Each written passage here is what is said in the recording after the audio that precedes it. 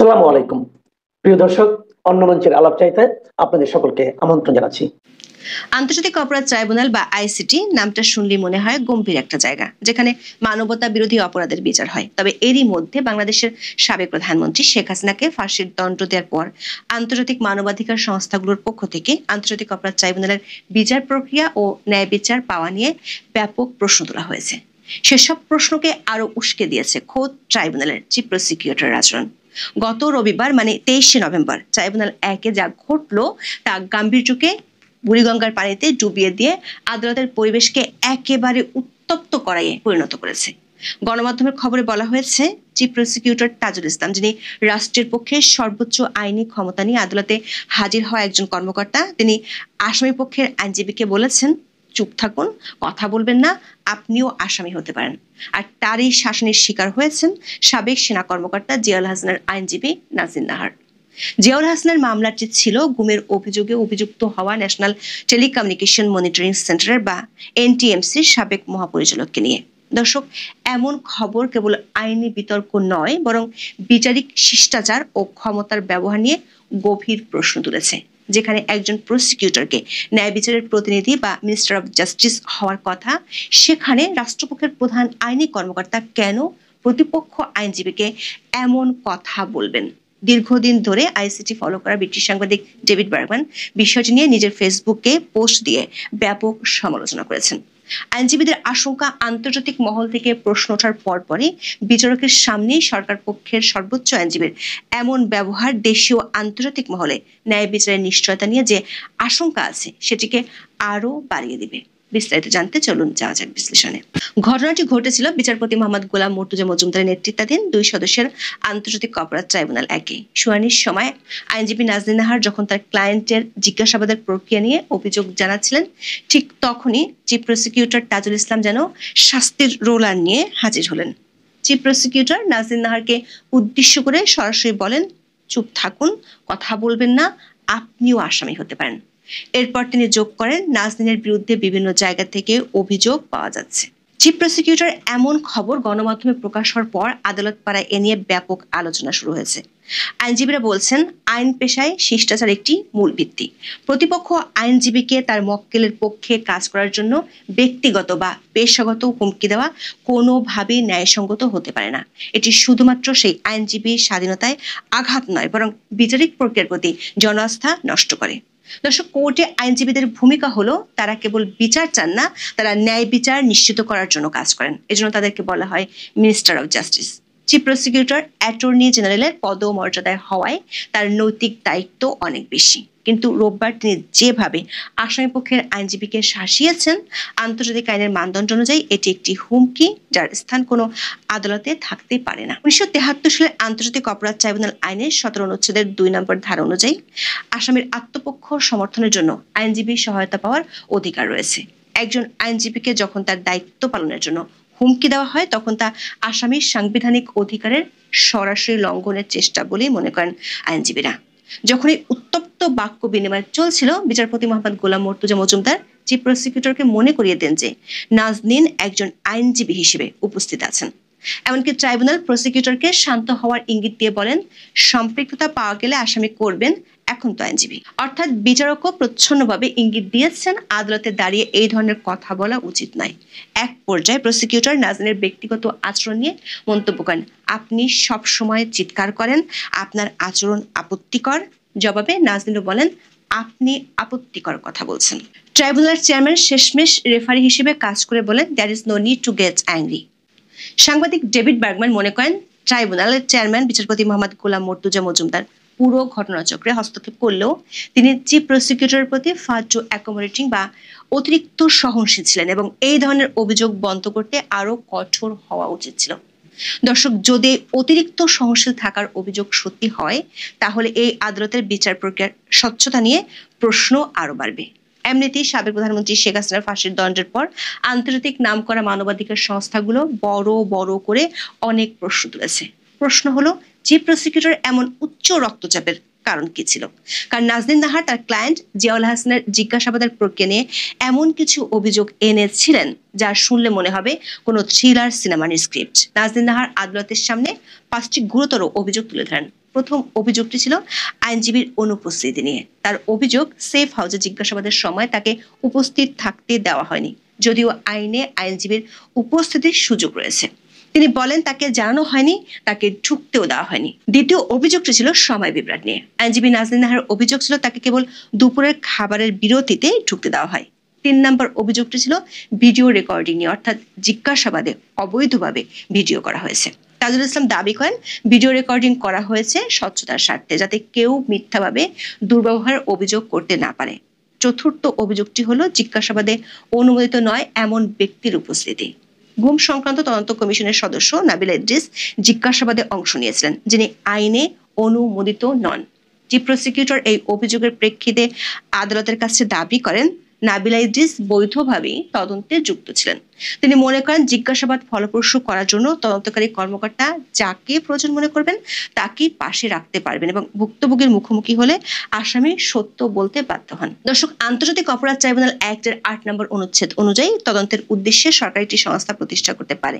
8-এর 2 ধারা অনুযায়ী যে কোনো ব্যক্তিকে প্রসিকিউটর তদন্ত কর্মকর্তা হিসেবে নিয়োগ দিতে পারেন। কিন্তু নাবিলা ইদ্রিস প্রসিকিউশনের সদস্য নন, তিনি গুম কমিশনের সদস্য এবং মামলার আসামি জিয়াউল হাসান বন্দী। আইন অনুযায়ী একজন বন্দীকে এ ধরনের ইন্টারোগেশন করতে হলে আদালতের অনুমতি নিতে হয়। দর্শক, আসামি পক্ষের আইনজীবীর পক্ষ থেকে তোলা সবচেয়ে গুরুতর অভিযোগটি হলো নাবিলা ইদ্রিস নাকি জিয়াউল হাসানকে ভয়ভীতি দেখিয়ে বলেন, জবাব না দিলে আপনার মেয়ে অনাথ হয়ে যাবে। নাজনীনের অনাথ অভিযোগের জবাবে চিফ প্রসিকিউটর তাজুল ইসলাম অবশ্য থেমে থাকেননি। তিনি এই অভিযোগগুলোকে মিথ্যা এবং মৌলিকভাবে অগ্রহণযোগ্য বা ব্ল্যাটেন্ট লাইস বলে উড়িয়ে দেন। সাংবাদিক ডেভিড বার্গম্যান মনে করেন নাবিলা ইদ্রিসের বিরুদ্ধে মেয়ে অনাথ হয়ে যাবে এমন হুমকি দেওয়ার এই অভিযোগটি গুরুতর। ট্রাইব্যুনালের উচিত হবে জিজ্ঞাসাবাদের ভিডিও দেখে সত্যতা যাচাই করা। দর্শক, এই 5টি অভিযোগের আইনি গুরুত্ব কতটা? আইনের চোখে এই ধরনের জিজ্ঞাসাবাদ পুরোপুরি অবৈধ। 2010 সালে প্রণীত আন্তর্জাতিক অপরাধ ট্রাইব্যুনালের রুলস অফ প্রসিডিউরের 16-এর 2 ধারায় খুব স্পষ্ট করে বলা আছে, কোনো ব্যক্তি তদন্ত চলাকালীন কোনো প্রক্রিয়ার জবরদস্তি, চাপ বা হুমকির শিকার হবে না। মেয়ে অনাথ হয়ে যাবে এই মন্তব্য শারীরিক নির্যাতন না হলেও এটি মানসিক জবরদস্তি বা চাপ হিসেবে বিবেচিত হতে পারে। এটি তদন্তের উদ্দেশ্যকে বিকৃত করে এবং ন্যায্য বিচারের জন্য মারাত্মক হুমকি সৃষ্টি করে। আরেকটি বিষয় হলো আইনজীবীর উপস্থিতি। আইনজীবী নাজনীন নাহার দাবি করেন আইনে তার উপস্থিতির সুযোগ রয়েছে। যদিও সাংবাদিক ডেভিড বার্গম্যান তার মন্তব্যে উল্লেখ করেছেন, আইসিটি এর প্রথা হলো জিজ্ঞাসাবাদের সময় আইনজীবীকে সশরীরে উপস্থিত থাকতে না দিয়ে কেবল পাশের ঘর থেকে দেখার অনুমতি দেওয়া, কিন্তু এই ক্ষেত্রে নাজনীনকে জানানোই হয়নি। দর্শক, তাজুল ইসলাম কোর্টে নাজনীন নাহারকে উদ্দেশ্য করে বলেছেন নাজনীন জিয়াউলের আত্মীয় এবং বিভিন্ন সমস্যা তৈরি করেছেন। এমনকি তিনি ঘোষণা দেন প্রসিকিউশন নাজনীনকে জিয়াউল হাসানের প্রতিনিধিত্ব করা থেকে বিরত রাখতে আপিল করবে। কিন্তু এই বাকবিতণ্ডার মধ্যে সবচেয়ে বিস্ফোরক যে মন্তব্যটি চিফ প্রসিকিউটর করেন তা হলো, তিনি দাবি করেন জিয়াউল হাসান প্রায় 1000 মানুষকে হত্যা করেছে একাই এবং পেট কেটে বুড়িগঙ্গায় লাশ ফেলে দিয়েছে। 1টি 2টি নয়, 1000টি হত্যাকাণ্ড। আপনার মনে হতে পারে প্রসিকিউটর যেন আদালতে মামলায় তথ্য দিচ্ছে না, বরং একটা উচ্চ বাজেটের অ্যাকশন মুভির প্লট শোনাচ্ছিলেন। এই ধরনের বিশাল দাবি আদালত চলাকালীন করা কতটা আইনসম্মত? সাংবাদিক ডেভিড বার্গম্যান এই দাবিটিকে হাইলি প্রিজুডিশিয়াল কমেন্ট বা অত্যন্ত ক্ষতিকারক মন্তব্য হিসেবে চিহ্নিত করেছেন, অর্থাৎ এটি বিচার হওয়ার আগেই জনমতকে প্রভাবিত করার চেষ্টা। বার্গম্যান সন্দেহ প্রকাশ করেছেন তাজুল সাহেবের কাছে এই দাবির সপক্ষে প্রমাণ থাকার সম্ভাবনা কম। তদন্ত চলাকালীন দোষী ব্যক্তির পরিচয় সম্পর্কে বিবৃতি দেওয়া সরকারি কর্মকর্তাদের এড়িয়ে চলা উচিত বলে তিনি মনে করেন। দর্শক, আইসিটিতে তাজুল ইসলামের চিফ প্রসিকিউটর হিসেবে নিয়োগ থেকে বিতর্ক পিছু ছাড়ছে না। তাজুল ইসলাম বিগত আওয়ামী লীগ সরকার আমলে আইসিটিতে আসামি পক্ষের আইনজীবী ছিলেন। তিনি এবি পার্টির যুগ্ম আহ্বায়ক ছিলেন, যে দলটি জামাত ঘনিষ্ঠ হিসেবে পরিচিত। চিফ প্রসিকিউটর পদে নিয়োগ পাওয়ার পর তিনি সেই রাজনৈতিক দল থেকে পদত্যাগ করেন। অন্তর্বর্তী সরকার কর্তৃক তাকে অ্যাটর্নি জেনারেলের সমমর্যাদায় চিফ প্রসিকিউটর হিসেবে নিয়োগ দেওয়া হয়। তাজুল ইসলামের ডিফেন্স থেকে প্রসিকিউটরের পদে রূপান্তর শুরু থেকে আইনি মহলে বড় ধরনের নৈতিক বিতর্ক সৃষ্টি করেছে। সুপ্রিম কোর্টের আইনজীবী ব্যারিস্টার জ্যোতির্ময় বড়ুয়া স্পষ্টভাবে এই পরিস্থিতিকে বার কাউন্সিলের পেশাগত আচরণ ও শিষ্টাচার বিধি সুস্পষ্ট লঙ্ঘন হিসেবে চিহ্নিত করেছেন। বাংলাদেশ বার কাউন্সিলের আচরণ বিধি অনুযায়ী একজন আইনজীবী পরস্পর বিরোধী স্বার্থের প্রতিনিধিত্ব করতে পারেন না। এই নীতির মূল উদ্দেশ্য হলো এক পক্ষের সংবেদনশীল কৌশলগত তথ্য নিয়ে অন্য পক্ষের বিরুদ্ধে ব্যবহার রোধ করা। ট্রাইব্যুনালের ডিফেন্সের কৌশল ও মামলার দুর্বলতা সম্পর্কে পূর্ব অভিজ্ঞতা নিয়ে রাষ্ট্রপক্ষের নেতৃত্ব দেওয়া সরাসরি নৈতিক সংঘাতের জন্ম দেয়। এই নৈতিক পটভূমির কারণে তার বর্তমান আচরণ এবং ডিফেন্স কাউন্সিলকে শাসনের অভিযোগ আরো বেশি সমালোচনার জন্ম দিয়েছে। আবার চিফ প্রসিকিউটর হওয়ার পর বিভিন্ন সময় তার কিছু মন্তব্য ন্যায় বিচারকে প্রশ্নবিদ্ধ করে তুলেছে। গত 30 আগস্ট একটি গোল টেবিল বৈঠকে তাজুল ইসলাম বলেন, আগামী নির্বাচনে নির্বাচিত সরকার যদি এই বিচার প্রক্রিয়া এগিয়ে না নিয়ে যায়, সেই আশঙ্কায় তাদের বিচার তাড়াহুড়ো করে শেষ করতে হচ্ছে। তিনি আশঙ্কা প্রকাশ করেন যে এই হ্রাস বা তাড়াহুড়োর কারণে কাজে হয়তো খুঁত থেকে যাওয়ার আশঙ্কা আছে। দর্শক, আইনগত দিক থেকে এটি অত্যন্ত গুরুতর বিষয়। মানবতা বিরোধী অপরাধের মতো গুরুতর মামলায় ডিউ প্রসেস বা যথাযথ প্রক্রিয়া অনুসরণ করা আন্তর্জাতিক ন্যায় বিচারের মৌলিক নীতি। যখন প্রসিকিউশনের সর্বোচ্চ কর্মকর্তা নিজেই বলেন বিচার একটি রাজনৈতিক সময়সীমার অধীন হয়ে ত্রুটিপূর্ণ হতে পারে, তখন এটি ট্রাইব্যুনালের স্বাধীনতা ও নিরপেক্ষতা নিয়ে আন্তর্জাতিক মহলে গুরুতর প্রশ্ন সৃষ্টি করে। সেটি হয়েছেও শেখ হাসিনার বিরুদ্ধে ফাঁসির রায় ঘোষণার পর। অ্যামনেস্টি ইন্টারন্যাশনাল, হিউম্যান রাইটস ওয়াচের মতো আন্তর্জাতিক প্রতিষ্ঠানগুলো এই আদালতের বিচার প্রক্রিয়া নিয়ে প্রশ্ন তুলেছে। দর্শক, আইসিটির এই পুরো ঘটনাটা অনেকটা এমন যেন একটি গম্ভীর সিম্ফনি অর্কেস্ট্রা চলছে, যেখানে সবাই সুর মেলাতে ব্যস্ত। হঠাৎ করে চিফ প্রসিকিউটর এসে তার বেহালাকে লাঠির মতো ব্যবহার করে আসামিপক্ষের আইনজীবীকে শাসাচ্ছেন। এতে সুরও নষ্ট হলো আর বিচারের মর্যাদা হলো ভুলণ্ঠিত। যখন চিফ প্রসিকিউটরের মতো একজন প্রধান কর্মকর্তা ডিফেন্স কাউন্সিলকে হুমকি দেন, তখন ডেভিড বার্গম্যানের মতো পর্যবেক্ষকের মাধ্যমে এই ঘটনা আন্তর্জাতিকভাবে প্রচারিত হয়। এটি বিশ্বজুড়ে বার্তা দেয় যে আইনের কঠোরতা থাকা সত্ত্বেও ট্রাইব্যুনাল তার নিজস্ব উচ্চপদস্থ কর্মকর্তাদের কাছ থেকে পেশাগত জবাবদিহিতা নিশ্চিত করতে পারছে না। ফলে বাংলাদেশের মানবতা বিরোধী অপরাধের বিচার প্রক্রিয়ার সামগ্রিক গ্রহণযোগ্যতা আন্তর্জাতিকভাবে আরো একবার চাপের মুখে পড়লো এবং এর বৈধতা নিয়ে নতুন করে বিতর্ক সৃষ্টি হলো। এখন এ পর্যন্ত সবাই ভালো। প্রশ্নটা খুব সরাসরি করি, শেখ হাসিনাকে ফেরাতে হেগের আন্তর্জাতিক অপরাধ আদালত অর্থাৎ আইসিসি আদৌ কোনো চাপ সৃষ্টি করতে পারে কিনা ভারতের উপর? এটি এই সময়ের সবচেয়ে আলোচিত প্রশ্ন, আলোচিত জিজ্ঞাসা। ইতিমধ্যেই আপনারা জানেন যে ঢাকা আনুষ্ঠানিকভাবে দিল্লিকে নোট ভার্বাল বা কূটনৈতিক পত্র পাঠিয়েছে তাকে প্রত্যর্পণের জন্য, এবং এর পাশাপাশি আইসিসির দ্বারস্থ হওয়ার কথাও ভাবছে সরকার।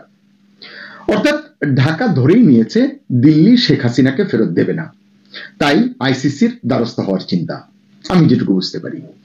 প্রশ্ন হচ্ছে, আইসিসি কি চাইলেই সরকারের আবেদনে সাড়া দিতে পারে বা সাড়া দেবে? কি মনে হয় আপনাদের? চলুন আজকে এই প্রশ্নের উত্তর আমরা খুঁজব। মানবতা বিরোধী অপরাধে সাবেক প্রধানমন্ত্রী শেখ হাসিনাকে মৃত্যুদণ্ডের আদেশ দেওয়া হয়েছে, আমরা সবাই জানি। এরপর অন্তর্বর্তী সরকারের তরফ থেকে ভারতের কাছে শেখ হাসিনাকে ভারত যেন ফেরত পাঠায় প্রত্যর্পণের জন্য আনুষ্ঠানিকভাবে অনুরোধ পাঠিয়েছে, যেটি নোট ভার্বালের কথা বলছিলাম, এটি পাঠিয়েছে অন্তর্বর্তী সরকার। এখন আইসিসিতে যাওয়ার কথাও ভাবছে, যেটা বললাম। কিন্তু প্রশ্ন হচ্ছে, আইসিসিতে গিয়ে কি লাভ হবে, কিংবা আদৌ কোনো লাভ হবে কিনা?